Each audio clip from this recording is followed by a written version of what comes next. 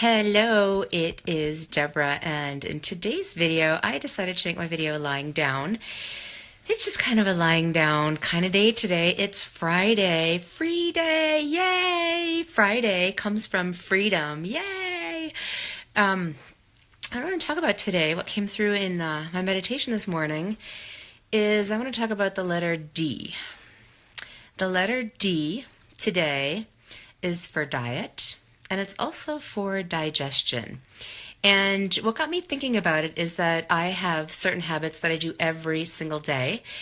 And a habit is really nothing more than an experience that you repeat over and over and over.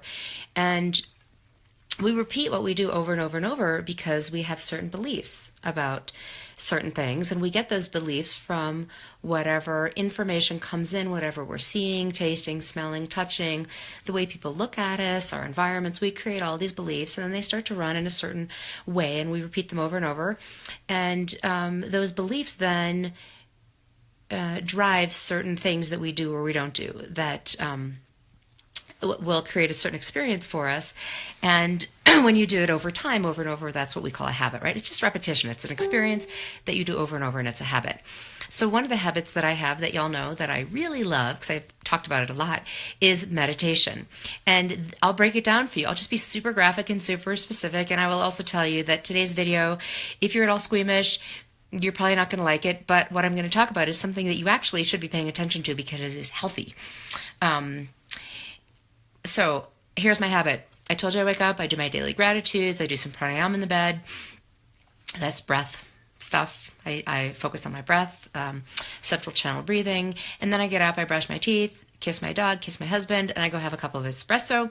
A cup of espresso. That is like one shot of espresso. And then I come downstairs and I do my meditation. Then, this is the part that I want to talk about. When I'm done meditating, I go to the bathroom. Okay, so that's what I'm going to talk about, is going to the bathroom.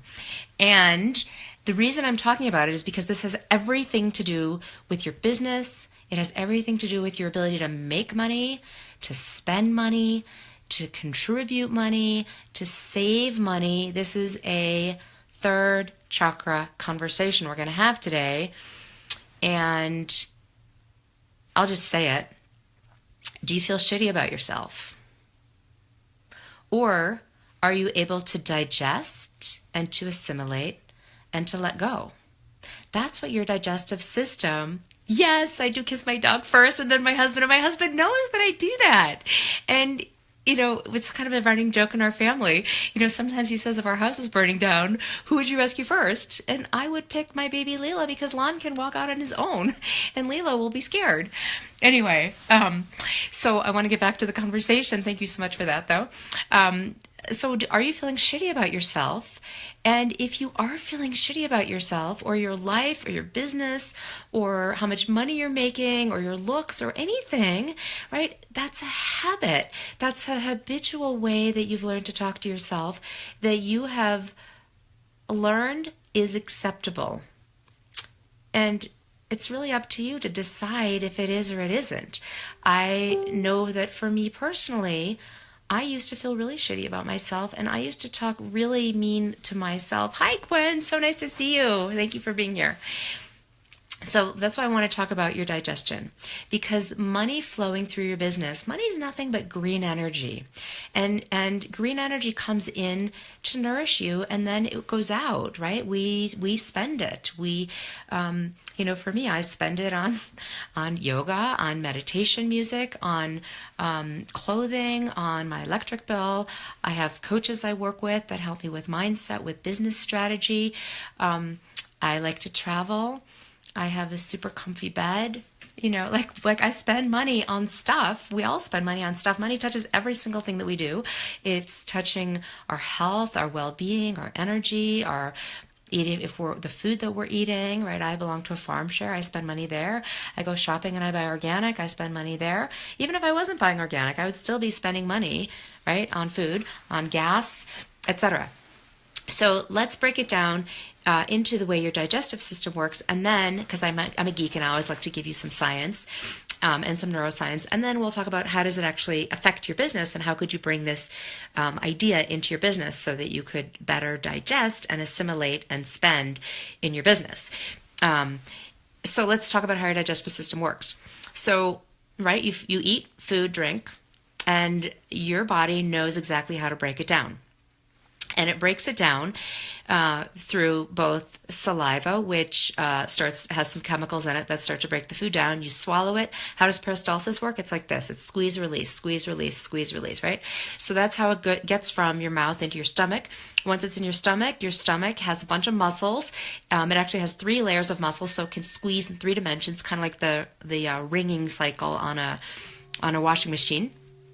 And it by that mechanical motion of like squeezing and wringing out, it breaks down stuff. And there's also certain chemicals in your system, in your stomach, that break down protein is the main thing that gets digested in your stomach. Then it moves on into your small intestine. Your small intestine also works by squeezing and releasing. And your small intestine has different chemicals that are going to break down carbohydrates and sugars. And all of that gets broken down. So the proteins in the stomach and then the carbohydrates and the sugars get broken down. And while it's in your small intestine, bile gets added. It comes out of the liver, but it's stored in the gallbladder if you have one. And then it goes from the gallbladder into the small intestine. And that breaks up fat.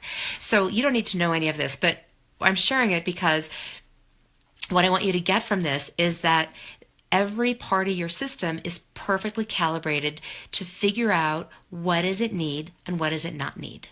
And your body knows what it needs. It knows what proteins it needs. It knows the carbohydrates and the vitamins and the minerals that it needs, and it knows how to extract them and use them to support you. It also knows the fat. We need fat. Fat is, it's good cholesterol. Your brain loves fat. It's protective for you. It keeps you temperature regulated. It's way more fun to have sex with people who have some body fat than are super skeletal, right? Like, so there's pleasure in fat. Lots of other good beneficial qualities in fat, immune receptors and stuff like that, immune cells, immune cells in your fat. So anyway, so it's going to move on through, and then it gets into your large intestine. What the large intestine does, your small intestine is actually borrowed water from your system to help stuff move through, and then the large intestine gives the water back to your body, and it eliminates what it doesn't need. So if you just think in big overview, high-level themes of what's happening, you take it in, you break it down into its constituent parts, and then you absorb and assimilate what nourishes you, what supports you, what gives you energy, and then you release, you let go of what your body doesn't have use for. What if you applied that exact same principle to your belief system about money? So I teach this to people in this program that I've developed that's called The Anatomy of Money, and I teach it to people one-on-one. I teach it in very small group programs that are just short, kind of tip of the iceberg. You just want to get your feet wet, and then I teach it in a year-long mastermind. When you apply this principle of what am I taking in, how can I assimilate and extract what's the most energetically useful for me? We're talking really about how do you manage your energy, what serves you, and then how do you let go of what you don't need? You realize that this cycle is constantly replenishing itself. And when you realize that you're constantly replenishing itself, scarcity just isn't an issue. It's just not a conversation, right? Every single one of us has eaten something in the last 24 hours, unless you have chosen to fast. And sometimes we do choose to fast because, that's also a healthy way of cleaning out. But why do you clean out? So that you can take more in, so that you can digest more effectively. Oh my gosh, somebody's texting me. So every one of us has eaten, and the stuff is moving through our system automatically. Now, if your thoughts come in, right, and they come kind of from the ether, right? They're available. You can think about anything you want. You could pull any idea that's available out of the universe, and it gets to come in. Now you get to choose, is it one that is empowering for you? Is it one that is fun? Is it one that's creative? Is it one that feels nourishing and yummy and juicy and supportive for you today? Like for me, the thought that came in is, I've just been going a gajillion miles an hour with this Money Mindset Summit that people are loving, and I want to lie down today. So I'm listening to the thought, and here I am making my video lying down. I'm giving myself permission to listen to my body. Are you doing that?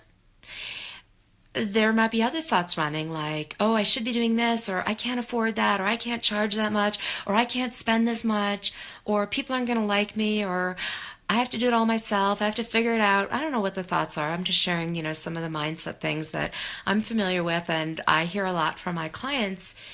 And if you run those thoughts over and over and over, you're actually telling your brain, go look for proof that I don't have support. Go look for proof that I can't afford it. And guess what? Your brain is going to go find proof of that. And it's going to bring back a situation. You're going to look for situations that reflect your belief. And what does that have to do with your digestive system? Well, that's actually like constipation. When you run the belief that says, I can't afford it, I need to hold on to everything I have, can't spend my money because no more is coming in, that's like telling your body, I'm just going to hold this. I'm not going to feed myself. I'm not going to let anything more in. I'm never going to take another breath. I'm never going to take another sip of water. I'm never going to eat another bite of food. That's what you're telling yourself on a subconscious level, mindset-wise. I can't afford it means I can't spend what I have because no more is coming in. And you can see from your body, right? You all have taken so many breaths just in the last few minutes. Your body automatically breathes. Your body's automatically going to pee. Your body's automatically going to take a crap. And your body's automatically going to get hungry, right? And then you're going to go and find a snack. Or maybe you're going to actually make yourself something yummy and nourishing. Or maybe you're going to say, you know what? I want to go out and be served. That's going to feel really good for me if I let somebody else wait on me and cook for me and do the dishes for me. However that shows up for you, you're going to take in more automatically. That's what I want you to get out of this. That's what your digestion has to do with your money mindset, because everything is a reflection of everything. And the way that our bodies are so finely tuned to listen to us, to extract exactly what we need, and to release what we don't. That same clarity and focus and sensitivity is available to you to apply to your money story. So what is your money story? I'd love it if you'd leave something in the comments below. I'd love to know if this resonated for you.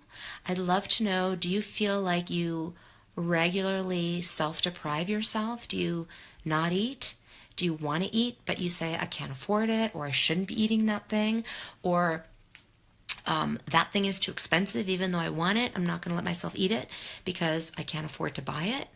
Or do you really want to eat something, but you deprive yourself because you feel like, well, that's going to make me fat, or I shouldn't eat that? Do you label your food good or bad? And it's just really, really empowering to be on your thought patterns, because when you notice, wow, I label that as good or bad, I label that as not enough, I label that as I shouldn't be doing that, right? The way that you talk to yourself about food, just start being curious around that. Because that is also a metaphor, and it's a reflection for the inner conversation that's happening around money. I want to add one more thing, which is that a lot of people overeat. A lot of people eat when they're not hungry. A lot of people eat because they feel like they should, like somebody told them to. When I was a little kid, my mother always asked me, do you want to be a member of the Clean Plate Club? Whether or not I was hungry, I knew that I was supposed to finish my plate. And if I didn't eat everything on my plate, my mother would feel unloved. So I learned that I was supposed to eat to receive my mother's love. And I had to unhook that, because my mother's love is available to me no matter what. And now whatever stuff is bound up with my mom, that's her stuff. But my ability to receive love from my mother is not dependent on what I eat and how much I eat. And when I was small, and actually for years into my 20s and 30s, it was a real battle for me. Even if I wasn't living with my mother, I felt I had so many messed up messages around, in my mind that were running around me being lovable, that were related to what I looked like, to my weight, to if I cleaned my plate, Like I would clean my plate whether or not I was hungry. Like I would eat and I would feel full, and somebody would say, "Do you want seconds?" And I would say, "Okay," even if I didn't want it, even if it wasn't my mother, because I felt like I was disrespecting somebody, like I was being not loving if I didn't eat everything. And all that was tied up also into my business, and me setting up a business that was sustainable for me. So I just invite you to be curious about your food and your digestion. What are you taking in? What are you assimilating? What are you receiving? And what are you letting go? All great information for you. And I hope you have an awesome day. And thank you so much for watching. And as always, sending you much love. And if you have a particular question or you want to share something, I would love it if you would post it down below in the Facebook comment section. And thank you all, as always, for watching and joining me. Have an awesome day. Love y'all. See you tomorrow.